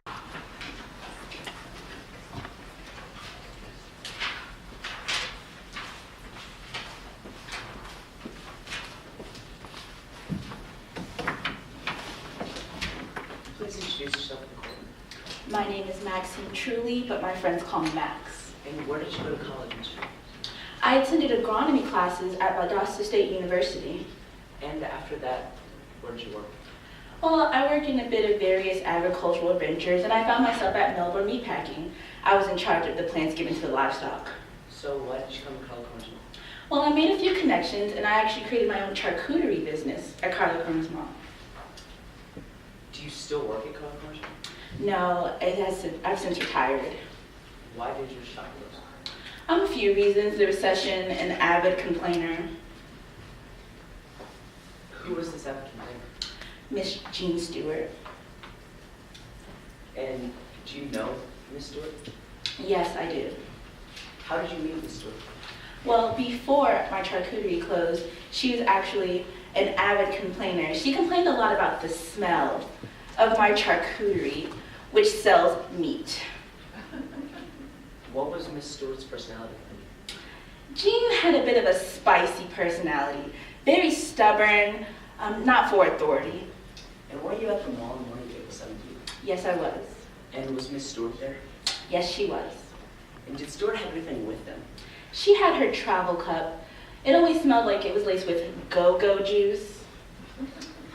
And how is it that you know Lieutenant? Well, when I was a part of the Merchants Association, we actually interviewed the lieutenant in a meet and greet.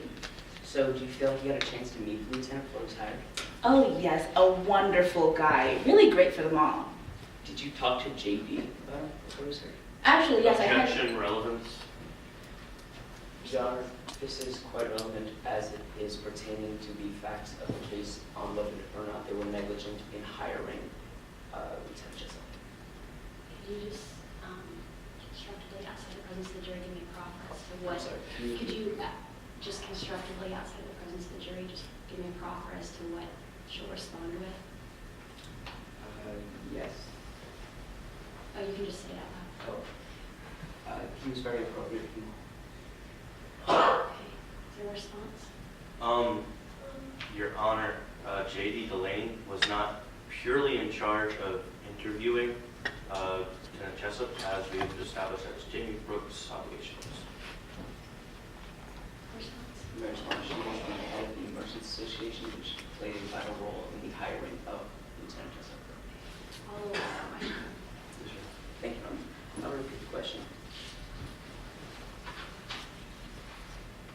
Did you talk to JD about the lieutenant before he was hired? Actually, yes, I had a conversation with JD, and she said that he was... Objection, hearsay, Your Honor. This is not hearsay, as it is not the truth of the matter, and we aren't trying to prove that he really was a good candidate, much rather the process that was taken in his hiring. Is that an exception? Yes. The rule gave it. Do you have a response? Can you repeat the rule? Objection, Your Honor. This question calls for speculation, and the witness does not have the background or any previous knowledge in the security office industry, as you would call it, to adequately answer this question. If I may respond, she was a member of the Mall Merchants Association. She owned a store. She knew what the mall was like before Lieutenant Jessup came, and then what it was like after, and could compare the two differences. You overrule the objection as long as the witness testifies as to her opinion. Yes, ma'am. I have a good question. How would you describe Jessup? I thought the lieutenant was great at his job. He made the mall a better place. Could you just answer that question? Yeah. What did you think about the job he was doing? I thought his job was also just as great as he was. He got rid of all the bad things going on in the mall. Did he help improve security at the mall? Yes, the security was impeccable. And were there problems at the mall before he was hired? Yes, like I said, a lot of shoplifters, hoodlums all around. And on the morning of April 17th, 2014, were you with Gene Stewart? Yes, I was. And what were you doing? We were walking the mall. And did anything unusual happen? Yes, the lieutenant approached us asking for Miss Stewart to remove her Eldorado from the reserved parking spaces in front of Miss Delaney's shop. And what happened after that? Well, Miss Stewart rolled her eyes and pushed past him and called him a RoboCop. And then what happened? Well, after that, the lieutenant reached for her as a reflex, and that's when she moved her arm as though, well, I'm not sure what she was intending to do, but with her spicy personality, who knows? And then what happened? And that's when the lieutenant fell and almost hit his head on a chair. Were you surprised by and then what happened? And that's when the lieutenant phased Miss Stewart. And were you surprised by what happened? Not really. Miss Stewart was not going down without a fight. No further questions, Your Honor. Yes, Your Honor.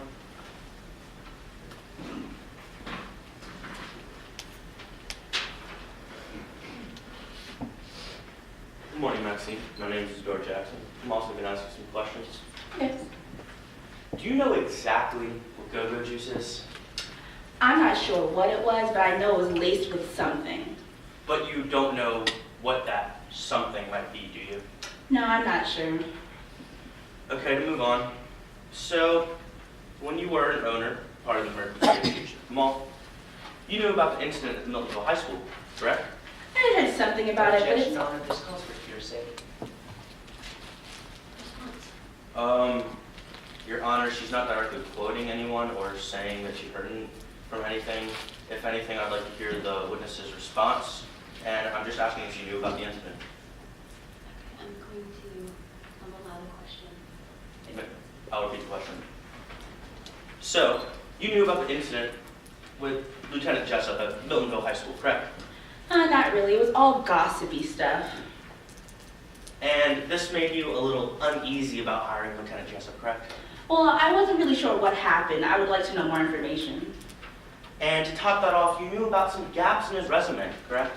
But we were encouraged not to probe employment fairness, you know? But you knew about these gaps, correct? I had an idea, but I wasn't really sure. And you never felt necessary to ask about these gaps in the interviewing process. Like I said, employment fairness. Okay, to move on to the day in question, the whole situation kind of got out of hand, didn't it?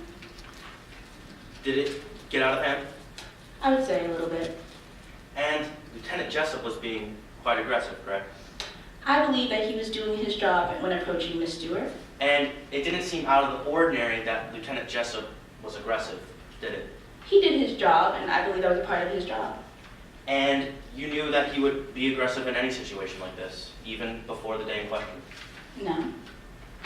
And wasn't Jessup the first to initiate physical contact? No, he was not. In your witness statement,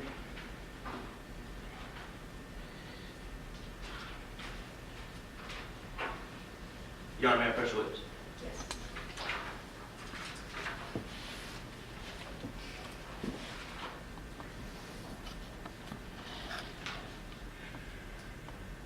Can you read line? Your Honor, he's surely not going to use a binder to show the witness's statement. I can take it out, Your Honor.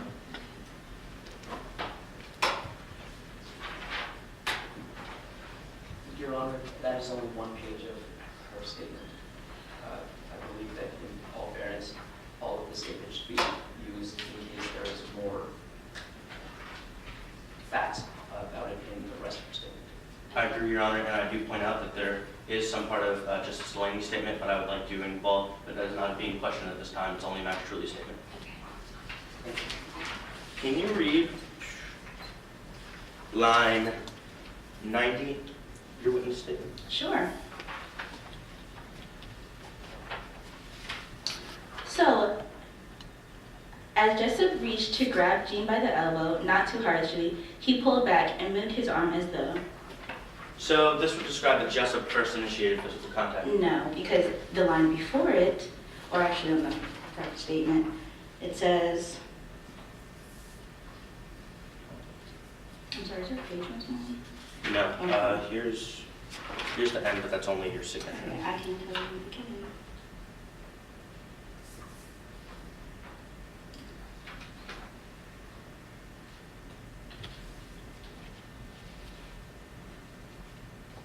There is something missing.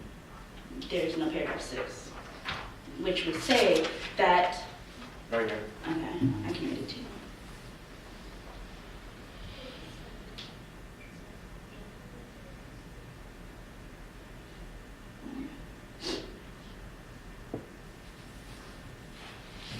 Well, it says that Miss Stewart pushed past him, mentioning something about RoboCop, which happened before this. So she made the first contact. But wouldn't you describe Lieutenant Jessup as being over-aggressive during this whole situation? I'd say he was a bit abrasive, but that was part of his job. And he really kind of initiated all of what happened. No, I don't think so. And this really wasn't a surprise to you, was it? No, because Miss Stewart was not going down without a fight. It wasn't a surprise that Jessup was aggressive because you knew he'd do things like this all the time. I think he did his job. No further questions, John.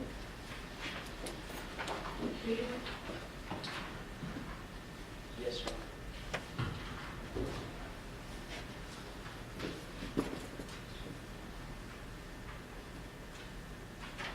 Honor.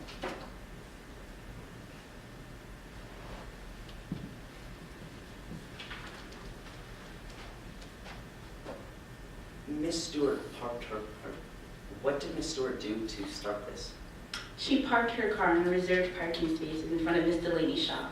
So she did start this. Yes, I believe that she started this problem. No further questions, Your Honor. Ross? Yes, Your Honor.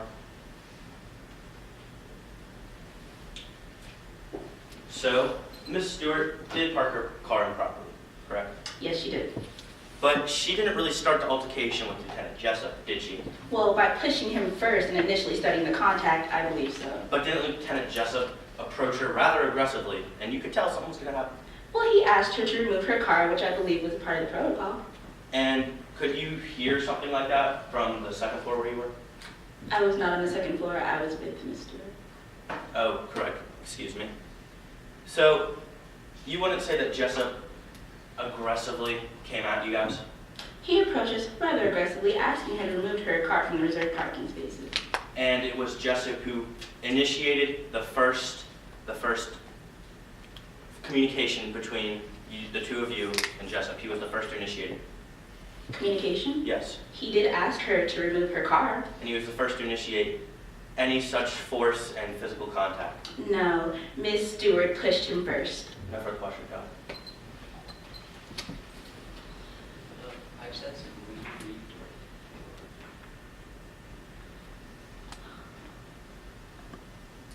response? Your Honor, I believe anything that's come out to this point has already been established, and I really don't see the need to redirect. I disagree. That's why I want to rewrite it. I am going to rule that recross and redirect is cut off after that. Can this witness be excused? Yes, Your Honor. Okay, Ms. Middleton. Are both parties ready for closing argument? Yes, Your Honor. Yes, Your Honor. Okay. Is the plaintiff ready to proceed? Yes.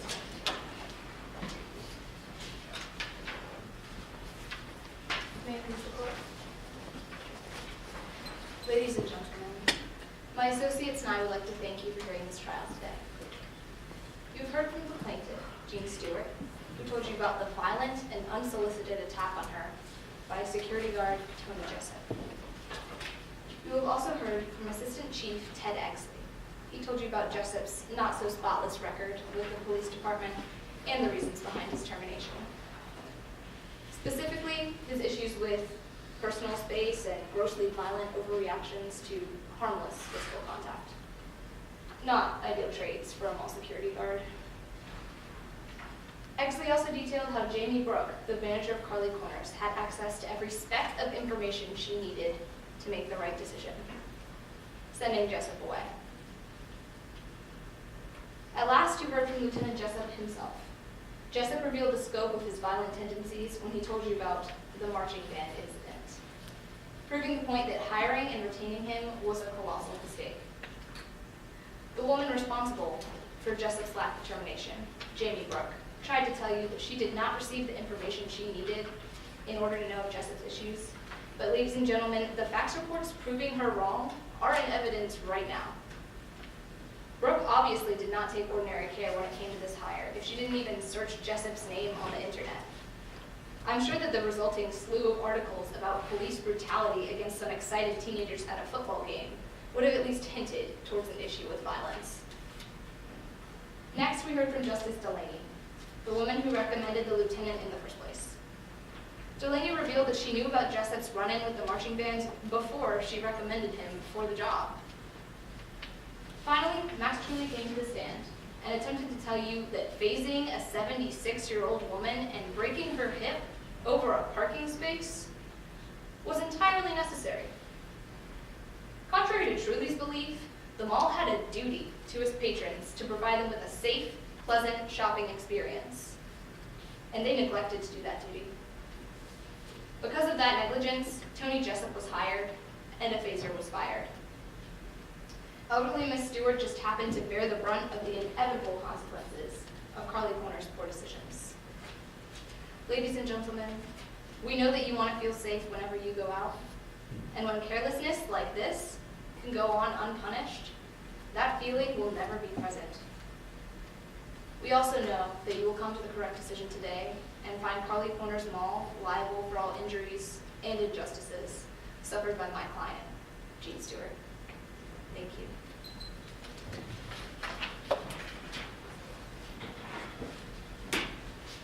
Closing for the defense. Yes, Your Honor, ladies and gentlemen of the jury, thank you for your time. Hindsight is 20/20. This case is about whether or not the Garfunkel property, the mall at Carly Corners, should have known before hiring and in retaining Lieutenant Jessup that he was incompetent. The judge is going to explain to you that the plaintiff has the burden of proof. They must prove to you that there was a connection between Lieutenant Jessup's incompetency and the injury sustained by the plaintiff. If they cannot prove all of this to you by a preponderance of the evidence, then the employer, the mall at Carly Corners, is not liable. In addition, if the defense can prove that the plaintiff's negligence was equal to or greater than the defense, then the mall at Carly Corners is not liable.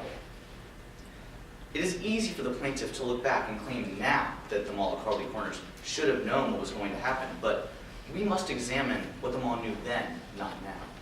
So let's break this down. What did the mall know before hiring Lieutenant Jessup? They knew that he was extremely qualified.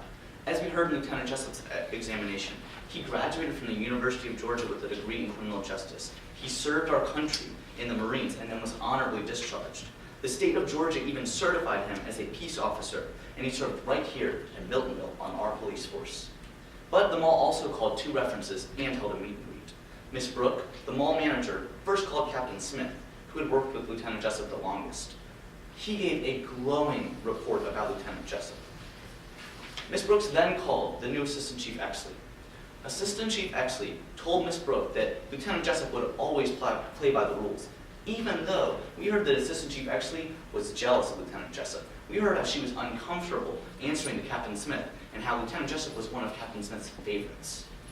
Assistant Chief Exley has testified today as to how he didn't get along well with Lieutenant Jessup, yet he didn't mention any of that in the phone call with Miss Brooke. He was tired and distracted, and all he said was that Jessup would play by the rules and enforce all the rules, which is exactly what the mall needed to hear. In addition, Assistant Chief Exley claimed that Lieutenant Jessup had a personal space issue. Yet, as I impeached him on cross-examination, right next to him, he showed no inclinations of a personal space issue. In an opening statement, opposing counsel stated that they were going to promise that Assistant Chief Exley would testify that Jessup should never be hired for a security job ever again. Yet this was never entered into evidence during the case. Now, as far as the third required reference, as opposing counsel asked for, Ms. Brooke considered the entire Mall Merchants Association to be that last reference. There was a meet and greet where Lieutenant Jessup presented his plan, and it was unanimously agreed upon by the Mall Merchants Association. They all approved of it, and they found his credentials to be untouchable. Now, plaintiff claims that Lieutenant Jessup was a bad cop, but there wasn't a single reprimand in his file, not one. He did his job, and like Assistant Chief Exley said, he played by the rules. It was simply part of a regime change that he was fired, and Assistant Chief Exley just didn't get along with him. So, let's see what Lieutenant Jessup did while he was working at the mall as the head of security. To fully understand Lieutenant Jessup's impact on the mall, we must first look at what the mall was like before Lieutenant Jessup came. We heard from Ms. Brooks, Ms. Delaney, and Ms. Julie about how awful the mall was and how there was a serious need for improved security. The solution was Lieutenant Jessup. Once Lieutenant Jessup began serving at the mall, he cleaned it up extremely well. Crime was down, retail sales were up, and customers were returning to the mall. He did his job. What else could be asked of security? So, let's discuss the plaintiff, Ms. Stewart. Ms. Stewart is a habitual complainer and quite confrontational. In fact, the incident on April 17th started because Ms. Stewart parked illegally in Ms. Delaney's spots and had bullied Ms. Delaney to the point that she couldn't take any more of his yelling and attitude, her yelling and attitude. So let's examine the rest of Ms. Stewart's behavior on April 17th, the day of the confrontation. First, she refused to follow Lieutenant Jessup's simple instructions after they were repeated to him 3 times. And she even initiated the physical confrontation by pushing Lieutenant Jessup and yelling at him. Now, Lieutenant Jessup had a belligerent person repeatedly disregarding a simple request, shoving him backwards over a chair. So, Lieutenant Jessup did what he thought was necessary to protect the mall and other patrons. Was he wrong to use his phaser? That's not the issue here. Mr. Stewart didn't sue him. Instead, Mr. Stewart sued the mall. He says it's okay for him to be belligerent, to disregard the rules everyone else has to follow, to disregard a security guard's respect, to poke them, but then he blames the mall when Lieutenant Jessup didn't call the police like he was supposed to, and used his phaser that he had never used before and was told not to bring. Ladies and gentlemen, Garfunkel Properties appreciates your time today and asks that you find for the defendant. Thank you.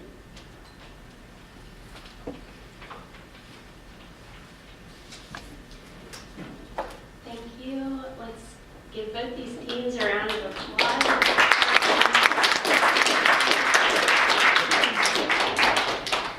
And now the evaluators will deliberate, and you all can talk, and then we'll come back in and give some critique. You guys really were amazing. You did such a great job. So I guess we're going to give just a little bit of feedback and then also tell you a little bit about ourselves. So I guess all of your evaluators are practicing civil attorneys. So exactly the case that you tried today is a case that we would look at daily. So I practice civil defense, and I was also president of the Emory Law Mock Trial team. So I'm very impressed by your performance, and to be so good and still in high school is really amazing. So, all right, if you all want to introduce yourself. Ladies first. Okay. I'm actually at Morris, Manning, and Martin from here, and I do bankruptcy work and a little bit of real estate. And I also went to Emory Law. I was not in mock trial, but my roommate was, so I was very exposed. And yeah, I guess that's my background. My name is Kevin Adamson. I practice with Adamson in Cleveland and Norcross. And I was fussing to these co-evaluators. I lost a trial in this very courtroom last week, so I didn't want to be here. I do mostly plaintiff's personal injury and catastrophic products liability type cases, so I'm very familiar with the type of stuff that y'all were doing this morning, and I can't stand it when you're confined to the problem of the mock trial, because as you get more experience with it, you're going to be like, well, what about this? Well, it's not any problem. You can't really do anything about it, but y'all did a really good job. But from the standpoint of comments, I know how many cases her office has because I try to keep them full of them.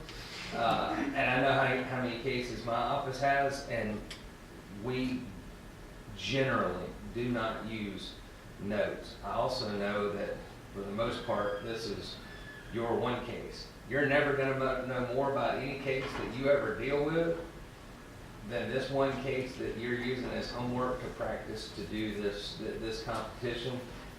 Lose the notes.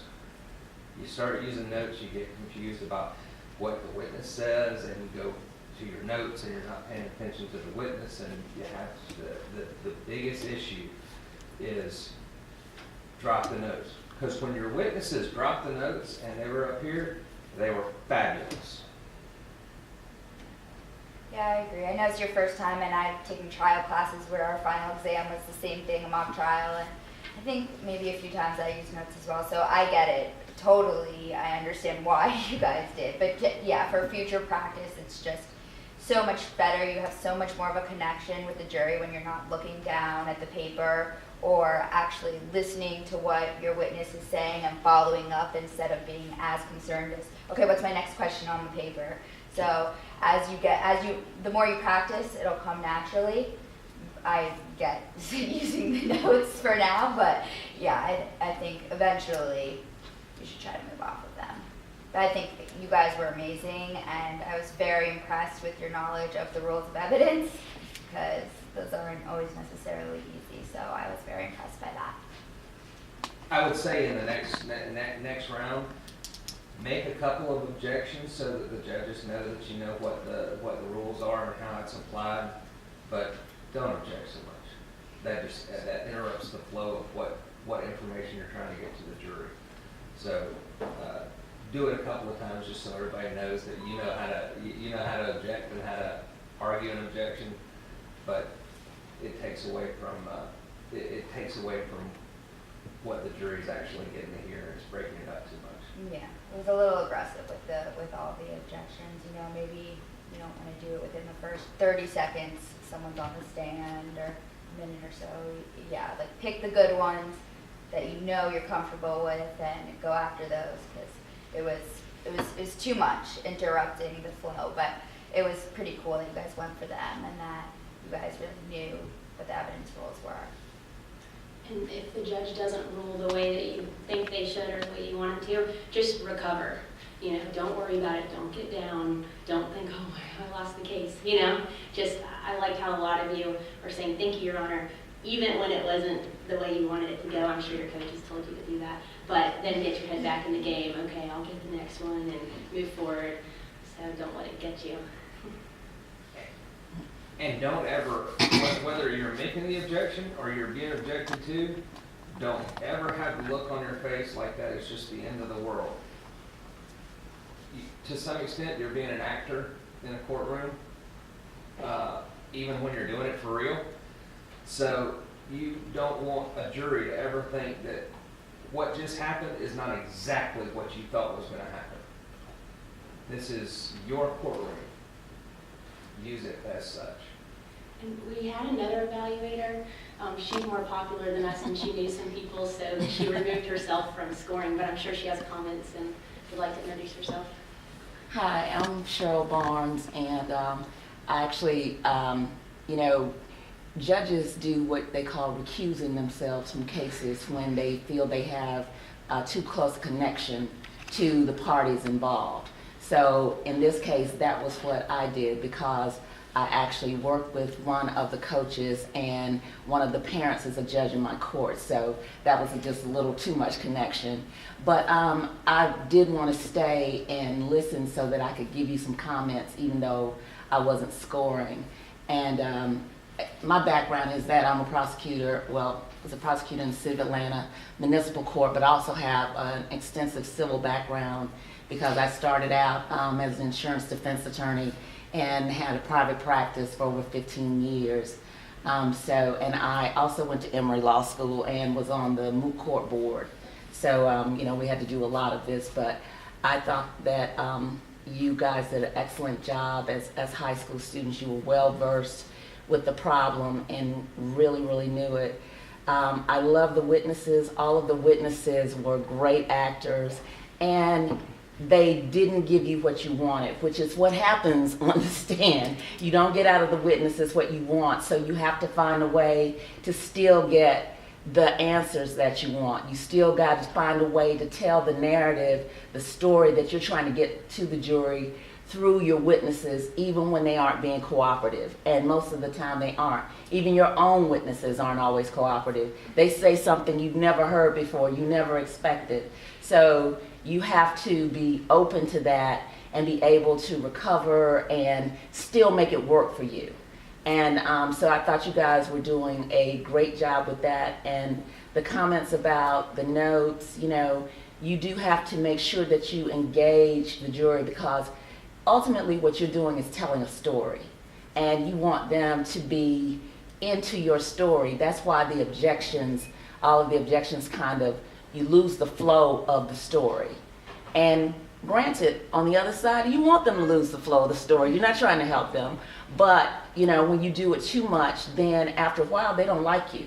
So you also want to make sure that you're still a likable counsel, such that, because many cases are won and lost on how well the jury likes the attorneys. So make sure that you continue to be somebody who's engaging and likable while zealously representing your side. And we do have 2 awards. Oh, no, sorry, we don't give them out. I think they give them out later. Okay. Well, we have chosen some winners that I guess we'll hear later.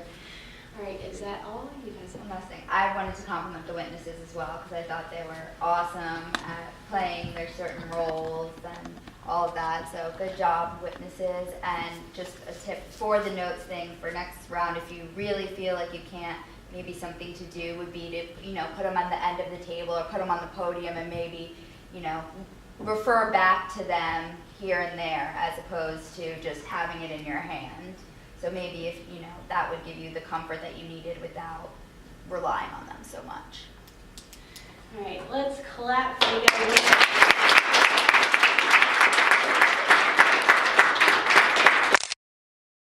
Good luck and good food, keep lunch. Thank you.